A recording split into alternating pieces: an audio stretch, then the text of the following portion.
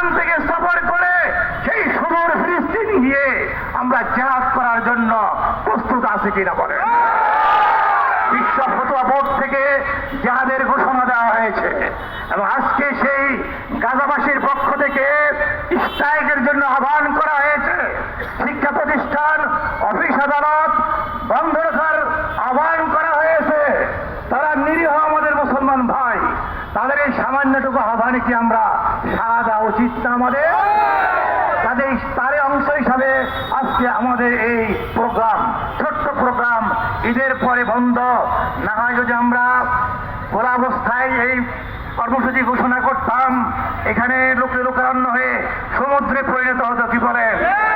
আমরা প্রোগ্রামের পর প্রোগ্রাম দিতে থাকবো ইনশাল্লাহ, কিন্তু সেটা হবে শান্তিপূর্ণভাবে। কোনো অশান্তি আমরা পছন্দ করি না, ইসলাম পছন্দ করে না। আমরা অন্য 10টি রাজনৈতিক দলের মতো প্রোগ্রাম করব না। রাজি আছি তো সবাই? আমরা এই বিশ্বাস নিয়ে আল্লাহ, আমরা আপনার কাছে আহ্বান করছি, আমরা কোনো মানুষের কাছে আহ্বান করি না। আপনি আমাদের পরীক্ষা না নিয়ে আমাদের এই মাজলুম ফিলিস্তিনের শিশুদেরকে আপনি রক্ষা করুন। ফিলিস্তিনবাসীকে আপনি আজাদ করে দেন ইয়া আল্লাহ, ফিলিস্তিনকে আপনি স্বাধীন করে দেন ইয়া আল্লাহ।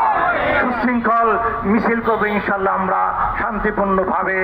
আমরা এখান থেকে গাউসুল আজম হয়ে টিভি গেট হয়ে আমরা আমতলী যাব। আমতলী থেকে আমাদের রেল গেট হয়ে